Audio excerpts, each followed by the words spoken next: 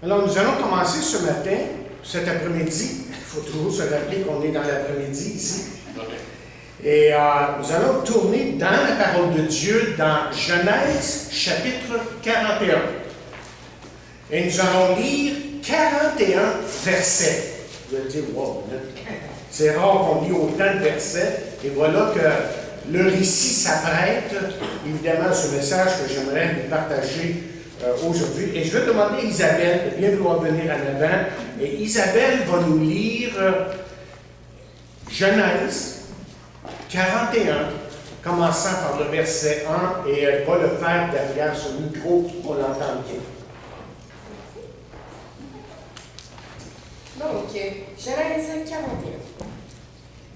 2 années entières passèrent. Puis, le Pharaon fit un rêve. Il se tenait au bord du Nil et il vit sortir du fleuve 7 vaches belles et bien grasses qui se mirent à paître près de la rive. Puis, après elles, 7 autres vaches sortirent du fleuve. Elles étaient laides et décharnées. Elles vinrent se placer à côté des premières vaches, au bord du fleuve. Et voilà que les 7 vaches laides et décharnées dévorèrent les 7 vaches belles et grasses. Alors le Pharaon se réveilla. Puis il se rendormit et fit un second rêve. 7 épis poussaient sur une seule tige, des épis pleins et beaux. Puis 7 épis maigres et desséchés par le vent d'Orient poussèrent après eux. Les épis maigres engloutirent les 7 épis pleins et beaux. Alors le Pharaon se réveilla et se rendit compte qu'il avait rêvé.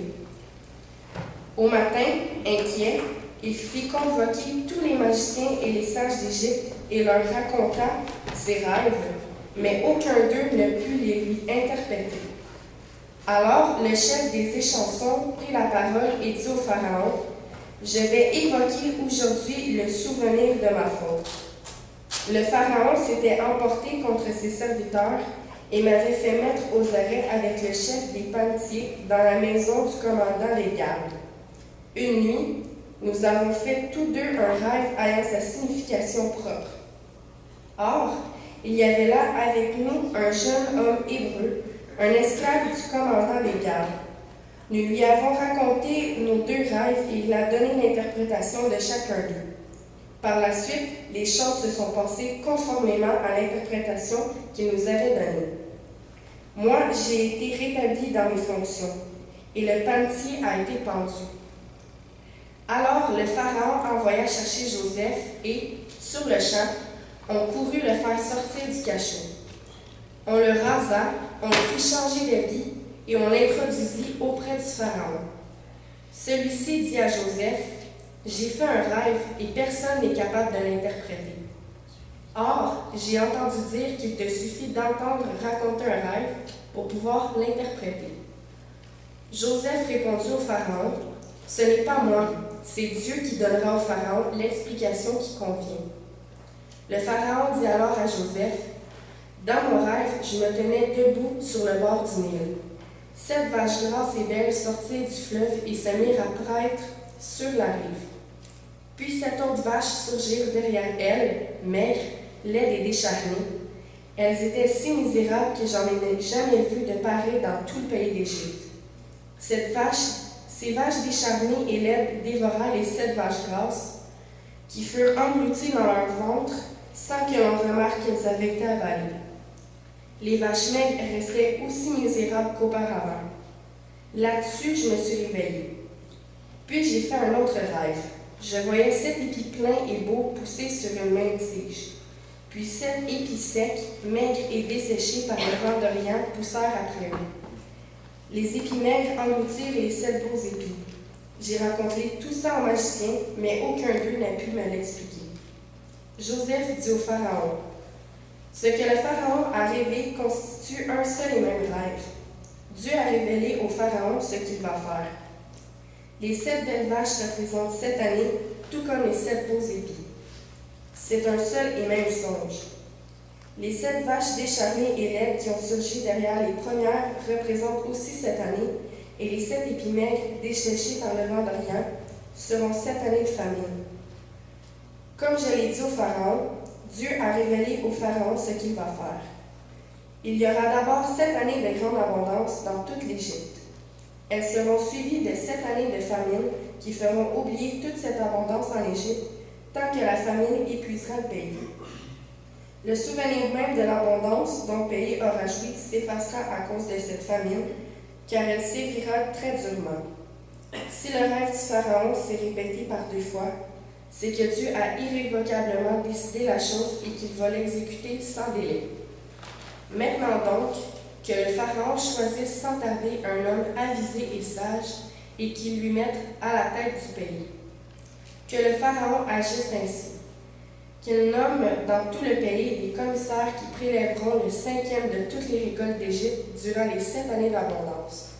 Ils collecteront les vivres que produiront les bonnes années qui viennent. Ils emmagasineront le blé dans les villes sous l'autorité du Pharaon et le garderont comme réserve de vivres. Ces provisions serviront de réserve pour le pays en prévention des 7 années de famine qui s'abattront sur l'Égypte. Ainsi, les habitants du pays ne mourront pas de faim. Cette proposition plut au Pharaon et à tous ses hauts fonctionnaires. Alors le Pharaon leur dit: Trouverions-nous un homme aussi compétent que celui-ci qui habite l'Esprit de Dieu? Le Pharaon dit à Joseph: Puisque Dieu t'a fait connaître toutes ces choses, il n'y a personne qui ne soit aussi avisé et aussi sage que toi. Tu seras donc à la tête de mon royaume, et tout mon peuple obéira à tes ordres. Moi-même, je ne serai au-dessus de toi que par le trône. Ainsi, lui dit-il, je te mets à la tête de toute l'Égypte.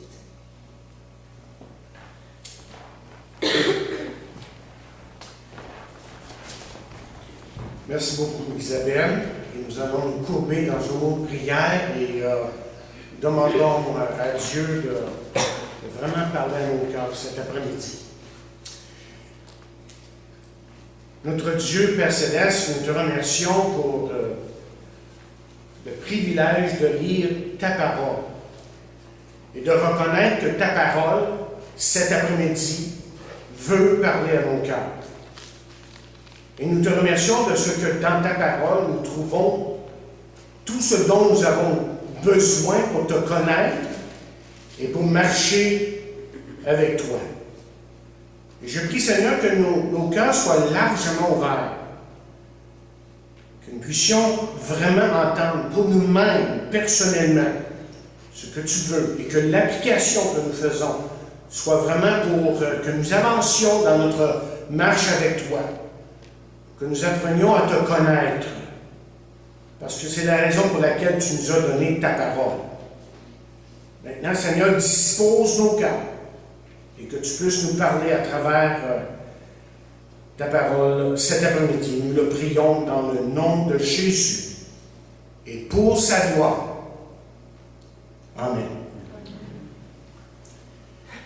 Vous savez, l'histoire de Joseph nous dit essentiellement que Dieu bénit dans les temps difficiles. Que Dieu est capable de faire ressortir du bon dans nos moments les plus frustrants. L'histoire de Joseph nous rappelle que nous devrions faire confiance à Dieu lorsque les temps sont pénibles, voire même impossibles. Et si vous l'avez fait dernièrement, vous avez fait sans aucun doute la bonne chose. Mais rappelez-vous que vous devriez le faire en toutes circonstances. Mais savez-vous qu'il y a un problème avec une telle étude? Le problème, c'est que nous pourrions nous sentir mal à l'aise lorsque les bons temps arrivent. On peut même se sentir coupable et gêné que les choses aillent si bien pour nous. Ce qui fait que la pensée qui nous vient à l'esprit parfois, c'est qu'une crise ou un problème nous guette ou va nous arriver. Donc on reste émotionnellement et mentalement sur le qui-vive, incapable de vraiment vivre pleinement et de vivre dans la joie. Écoutez, je vous dirais cet après-midi là, que des temps de grande bénédiction peuvent avoir lieu dans la vie d'un enfant de Dieu. Dieu, par exemple, permet que certains puissent prospérer financièrement, que certains puissent avoir un nouveau job, une promotion. Donc, plutôt que de se sentir coupable, on devrait être reconnaissant. Ce que nous allons faire cet après-midi, c'est que nous allons regarder la vie de Joseph sous un angle différent. Nous allons regarder à ces moments dans sa vie où les choses sont bien allées, mais très bien même. Et nous allons le voir sortir de la prison pour aboutir dans le palais. Et dans ce récit, vous voyez, nous verrons que Dieu veut nous enseigner ce que c'est d'être fidèle dans les bons moments, voire même dans les moments de prospérité. Bien voilà, ça fait 2 ans que Joseph végète en prison, espérant que les chansons dira quelque chose en sa faveur. Et comme le texte nous dit, un soir, le Pharaon a eu un rêve, et ce rêve l'a évidemment troublé énormément. Il le partageait avec tous ses sages, avec les gens autour de lui, et aucun d'eux ne pouvait l'interpréter. Donc finalement, les chansons décident de parler au Pharaon concernant Joseph. Et bien évidemment, après avoir écouté les chansons, le Pharaon n'hésite pas de faire venir Joseph, parce que son rêve l'agressait à ce point. Le Pharaon s'empresse pour raconter évidemment son rêve à Joseph. Il y avait 7 vaches belles et grasses qui ont mangé les laides et les maigres, les 7 maigres et laides, et les 7 épis maigres qui ont englouti les 7 grasses. Et comme on l'a lu dans le texte, bien, Joseph explique le songe au Pharaon en disant qu'il y aurait 7 années d'abondance et 7 années de famine. Et en plus, Joseph lui donne une stratégie pour contrer les années de famine. Et tout d'un coup, chers amis, Joseph devient l'homme le plus puissant en Égypte après le Pharaon. En l'espace, autrement dit, de 24 heures, il est parti du cachot au poulet, j'allais dire. Au palais. Mais ce matin, cet après-midi, j'aimerais que vous marquiez 3 choses importantes. Il y a 3 choses importantes à remarquer ici dans ce texte. Mais il y a tellement de leçons dans ce texte. On va prendre au moins 3 ici. La première chose que je remarque, c'est que Joseph a donné le crédit à Dieu. Je veux que vous remarquiez que face à ces bénédictions, aux bénédictions que Joseph a reçues, là, que Joseph ne met pas le focus sur lui-même, mais sur Dieu. Et encore une fois, on découvre ici un homme qui est extrêmement humble, qui reconnaît, voyez, que l'interprétation ne vient pas de lui, mais de Dieu. Ce qui fait, chers amis, qu'il attire l'attention de tous ces gens qui sont autour du Pharaon, là, sur la bonté de Dieu et non sur ses propres habiletés. Remarquez ce qu'il dit. Par exemple, au verset 16, à nouveau, il dit, Joseph répondit à Pharaon en disant, « Ce n'est pas moi, c'est Dieu qui donnera une réponse favorable à Pharaon. » Au verset 25, il dit, « Ce qu'a rêvé Pharaon est une seule chose. Dieu a fait connaître à Pharaon ce qu'il va faire. » Et au verset 32, il va ajouter, si Pharaon a vu le songe se répéter une seconde fois, c'est que la chose est de Dieu et que Dieu se hâtera à l'exécuter.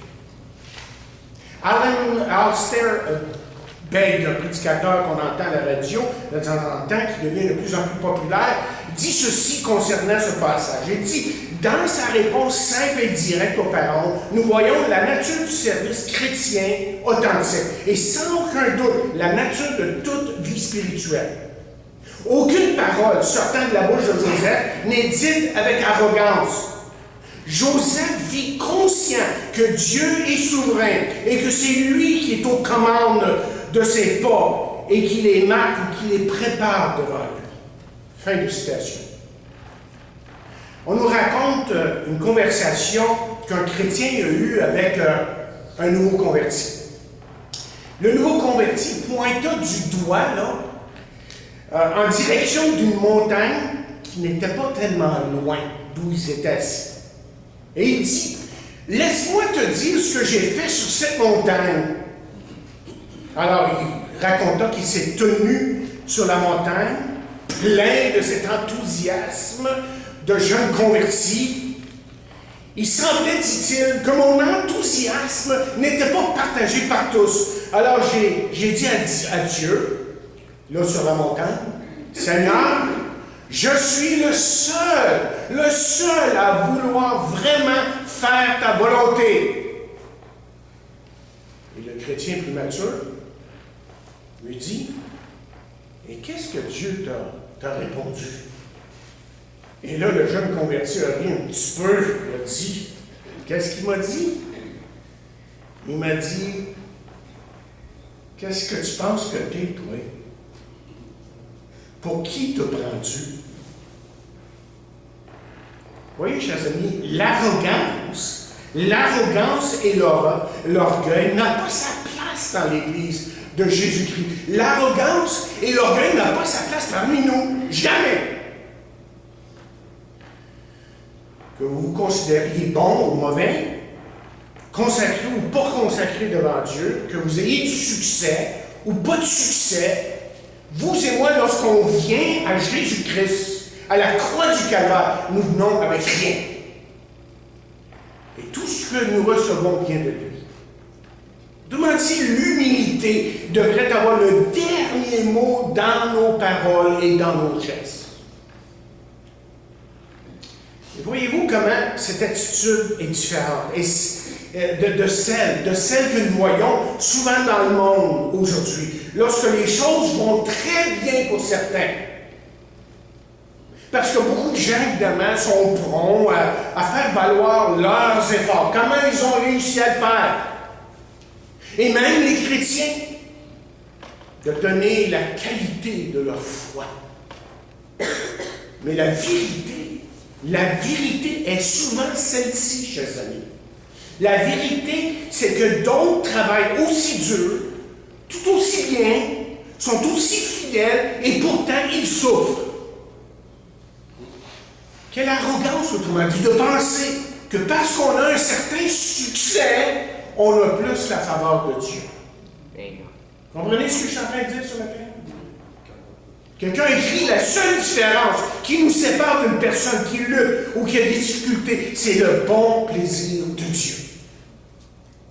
Donc nous devons apprendre de Joseph.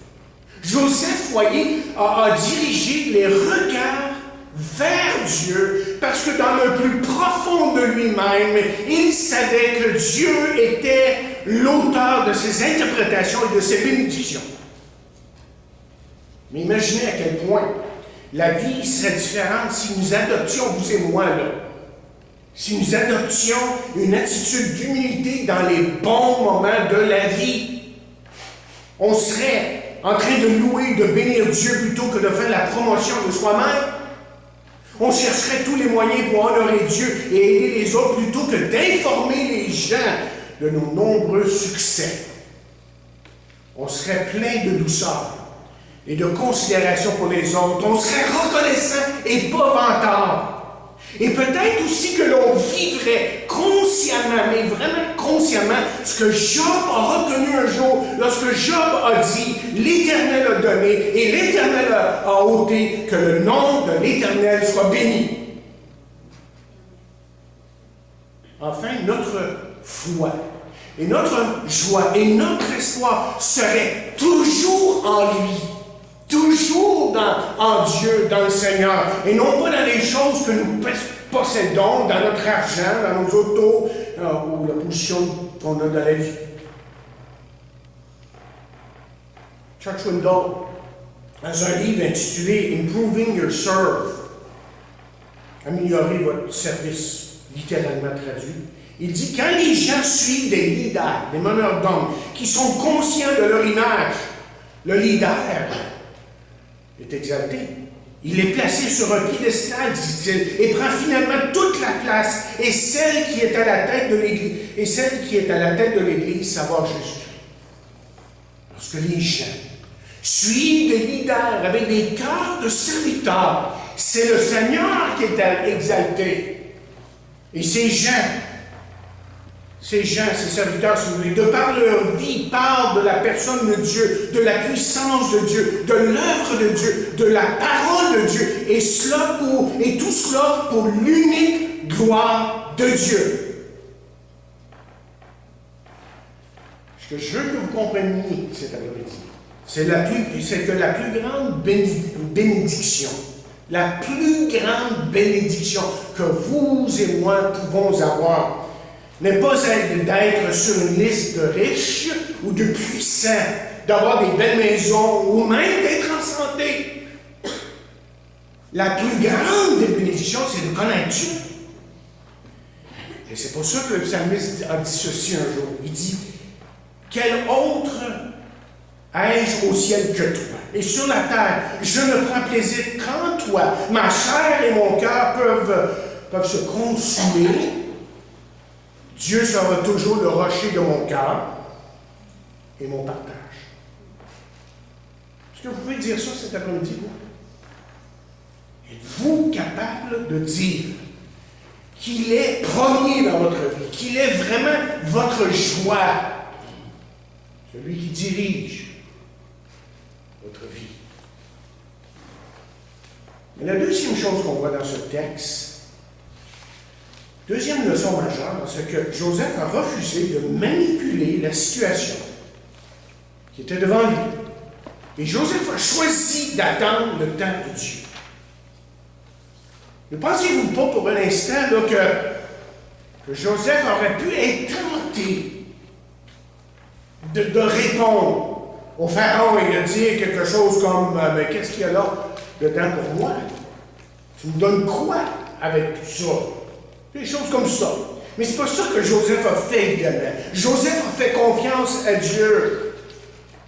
Joseph n'a même pas essayé d'anticiper la volonté de Dieu ou de faire en sorte là, que les choses s'arrangent pour que les choses tournent en sa faveur. Vous savez pourquoi? Parce que Joseph savait. Il savait dans son cœur que la volonté de Dieu était parfaite et que son temps était parfait. Même après avoir parlé au Pharaon, après lui avoir donné le plan là, pour sortir de cette crise, il ne lui suggère pas qu'il devrait avoir la job. Il attend patiemment que Dieu agisse, tout simplement. Bon, le texte nous dit que Joseph a eu le travail. Mais vous voyez, ce que je veux que vous voyez ici cet après-midi, c'est que Joseph, lui, s'est contenté de laisser Dieu diriger et de suivre les voies de Dieu. C'est ça qui est arrivé ici. Et c'est tellement différent de ce qu'on voit dans notre monde moderne aujourd'hui. Parce que vous voyez, le but de la publicité, par exemple, est de manipuler le consommateur, de créer un besoin dans l'esprit des gens et de démontrer ensuite qu'un certain produit est le seul pouvant répondre aux besoins et que ce produit, on l'a, il est le meilleur et le seul. Et vous savez, on aimerait bien que la manipulation soit confinée à la publicité. Mais vous savez très bien que ce n'est pas le cas. Écoutez bien ces choses. Nous le voyons, par exemple, dans la politique et les syndicats via les fausses factures produites sans aucun travail accompli. Nous le voyons dans les relations via les choix de ses amis, qui est souvent basé en vertu de ce que les gens peuvent faire pour nous. Nous manipulons même la Bible. Imaginez, on peut même manipuler la Bible, la vérité biblique, pour soutenir notre mode de vie personnel.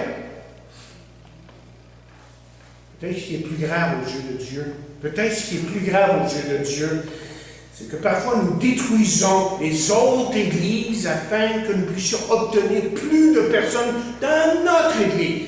C'est une forme de manipulation. Alors permettez-moi d'être extrêmement clair avec vous cet après-midi. Vous voyez, ce type d'activité que je viens de décrire n'est pas la foi en Dieu, mais plutôt une confiance dans nos manigances et nos habiletés, évidemment.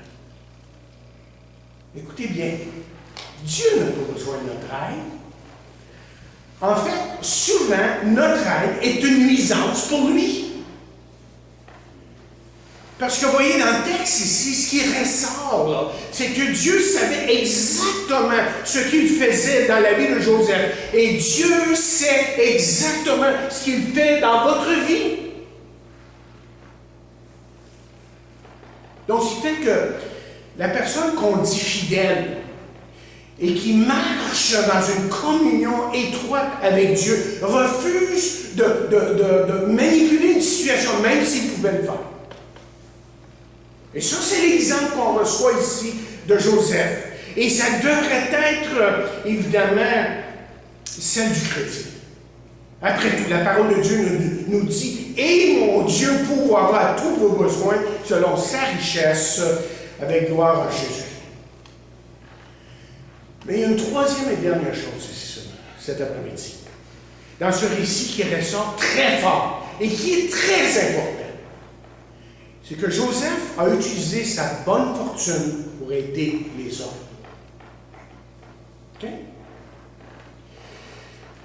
Joseph comprenait que Dieu donne les bons moments, les bonnes choses, si vous voulez, pour une raison. Ils sont donnés, évidemment, afin que nous puissions utiliser ces dons pour aider les autres et pour glorifier Dieu. Parce que tout ce que nous faisons, nous pensons et entreprenons devrait être pour sa gloire, pour glorifier Dieu. Vous vous souvenez de la parabole des talents partagés par Jésus? Le propriétaire a donné à chacun de ses 3 serviteurs une somme d'argent. Et quand il le revint, il demanda ce qu'ils avaient fait en retour, car ils avaient fait quelque chose avec cet argent-là, mais il a voulu savoir ce qu'ils avaient obtenu sur leur investissement. Et on sait dans le récit que deux des serviteurs ont utilisé l'argent pour faire plus d'argent. Et que le troisième n'a rien fait avec son argent. Jésus, comme vous savez, a félicité les 2 premiers et a condamné celui qui n'a rien fait avec son argent. Ce que vous devez comprendre, c'est que l'important, ce n'est pas la somme ici. C'est ce que l'on fait avec celle-ci. Ce qui importe est que nous utilisions ce qu'il nous a donné sans d'abord penser à nous-mêmes. Après tout, n'est-ce pas que Dieu nous a tellement bénis? Parce que Paul dit dans Éphésiens 1, verset 3, que Dieu nous a bénis de toute bénédiction en Jésus-Christ, de toute bénédiction spirituelle dans les lieux célestes en Jésus-Christ. J'ai lu à propos d'un pasteur américain qui disait dernièrement ceci. Il parlait à ses gens, si vous voulez. Il dit, savez-vous que Dieu va demander à nous, Américains, comment nous avons utilisé les libertés et l'abondance que Dieu nous a données? Dieu nous a donné des bénédictions matérielles afin que nous puissions utiliser ces dons pour atteindre notre génération pour Jésus-Christ, pour aider, enrichir ou bénir les autres.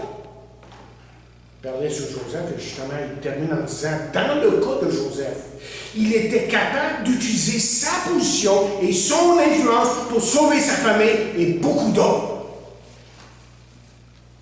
Ce qu'on doit retenir, chers amis, c'est que notre objectif en tant que chrétien n'est pas de gagner beaucoup de choses. Notre objectif devrait être d'utiliser nos choses, entre guillemets, quelles que soient les choses, ces choses que Dieu nous a prêtées et d'utiliser ces choses-là de la meilleure façon possible. Dieu vous a béni, n'est-ce pas?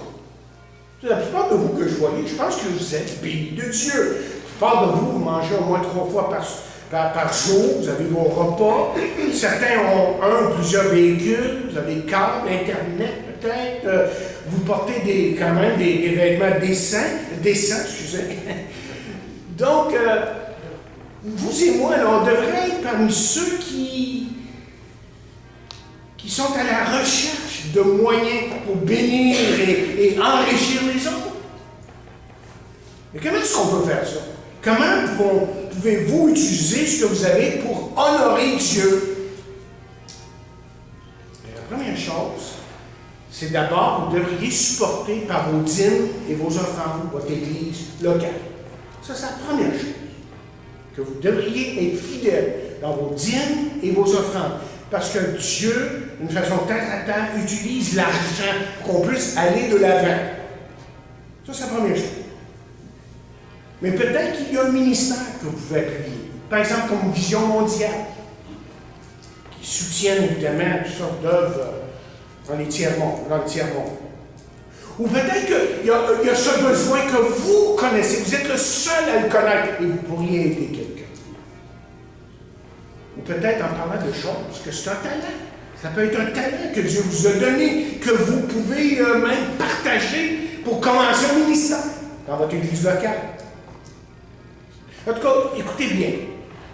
Joseph, quand on regarde sa vie et ce passage, a été considéré, ou si vous voulez, apprécié comme une personne influente et prospère, non à cause de sa position. Oh non, chers amis. Mais à cause de ce qu'il a fait avec sa position. Il y a toute une différence. Là. Ce qu'il a fait avec sa position. Et voici en terminant quelques points pour notre éducation, notre encouragement. Tout d'abord, ce qui est important de retenir ici, c'est qu'il ne faut jamais juger une personne ou sa valeur personnelle selon les circonstances actuelles. Tôt dans la journée, Joseph est venu devant Pharaon. Et je suis sûr que plusieurs qui l'ont regardé se disaient que ce type-là, il ne valait pas grand-chose vraiment. Après tout, n'était-il pas un prisonnier coupable de viol? Qu'est-ce qu'il pouvait offrir au monde, lui? Pourtant, dans la même journée, plus tard, dans la même journée, tous et chacun le voulaient comme ami. Mais c'est pas Joseph qui a changé, c'est tout simplement la situation autour de lui. Lui, il est demeuré pareil. Nous ne devons pas seulement nous abstenir de juger les autres selon leurs circonstances et surtout selon les standards que nous, on aurait, là, les circonstances que nous vivons. Ce qui est important dans la vie de tous et chacun, c'est ce que nous sommes. C'est ce que nous sommes. Et Jésus a toujours mis l'accent sur cela, spécialement dans les béatitudes. Il a voulu montrer aux religieux ce qui est important, c'est ce que vous êtes dans votre cœur et pas ce que vous faites. Et c'est de vivre aussi ces qualités intrinsèques, je devrais dire. Ces qualités devraient faire partie de nous, autrement dit. Des qualités telles que la fidélité et l'intégrité, telles que Joseph lui-même le vivait en son temps. Écoutez, si vous cherchez un modèle, ne cherchez pas un modèle parce que la personne a un titre. Cherchez quelqu'un qui a un cœur pour Dieu. Et cette personne-là, vous voyez, peut être riche ou pauvre, ignorée ou exaltée. Car vous voyez, valeur et signification n'ont rien à voir avec les choses extérieures, mais ce que nous avons dans notre cœur.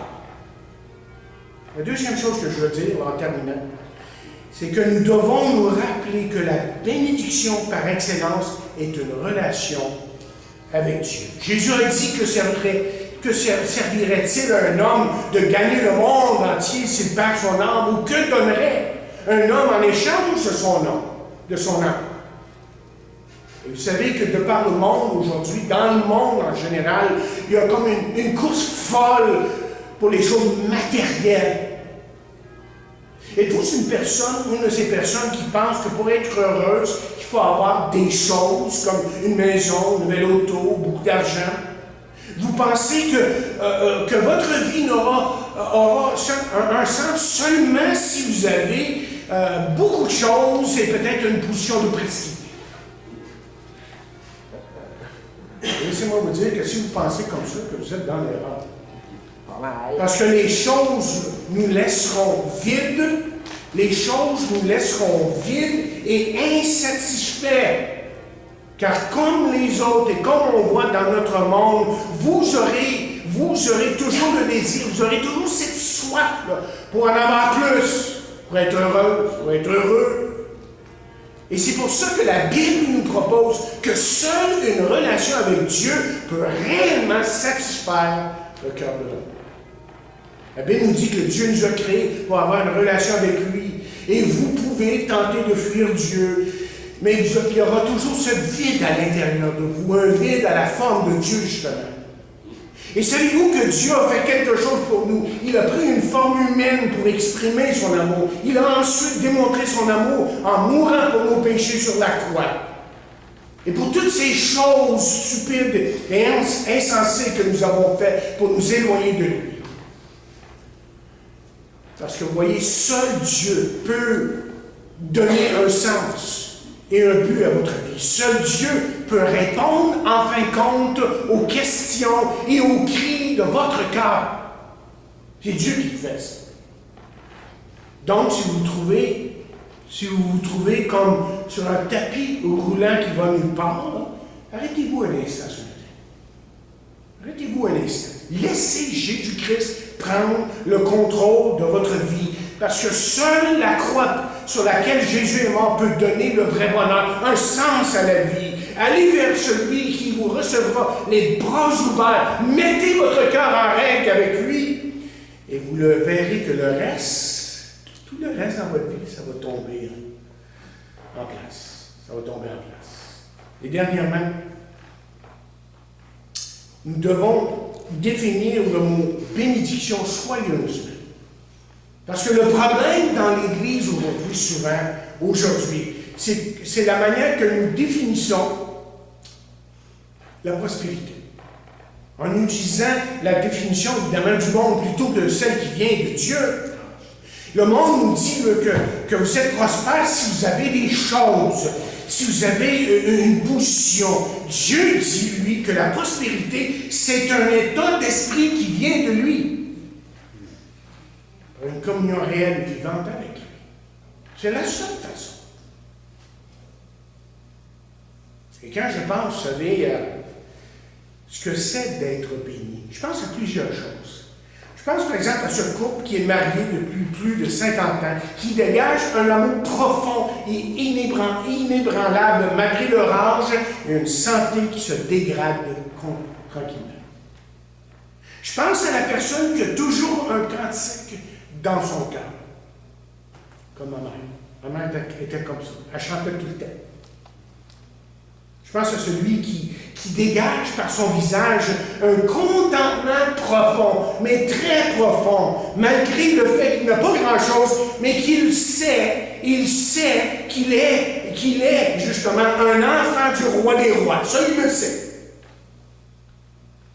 Et je pense à la personne qui est la même, devant les projecteurs ou loin des projecteurs de la vie. Je pense à cette personne qui a un lien familial fort. Ou à cette personne, en fin de compte, qui donne du temps aux autres par pur amour. Parce que l'amour de Christ le presse à le faire. C'est ça, les vrais valeurs. Et ce sont là, chers amis, les bénédictions que moi je veux. Je vous dirais même ceci. C'est la sorte de succès que je veux, moi. Et la chose que je remarque, c'est que dans chaque pas, la bénédiction ou les bénédictions que je vous parle n'ont rien à voir avec les choses ou l'argent. Et je parie que si vous faites une liste que vous trouverez la même chose et que vous arriverez à la même conclusion. Mon point est celui-ci.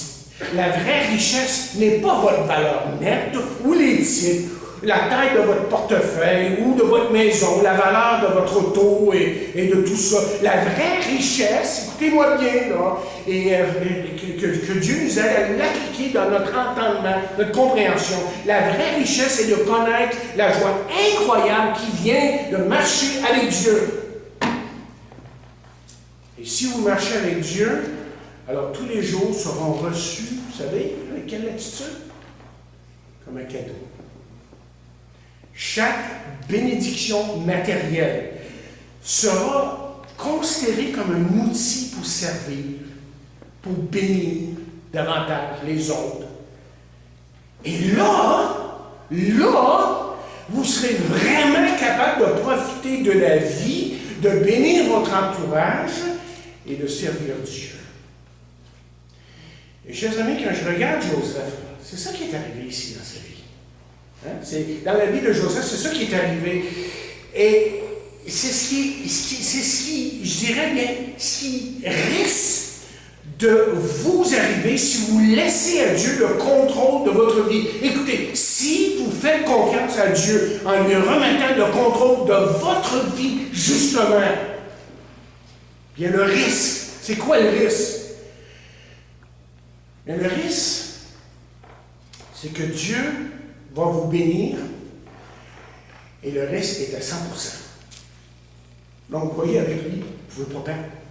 Si vous venez à lui, c'est sûr, c'est garanti qu'il saura remplir votre vie et vous bénir comme il a béni Joseph.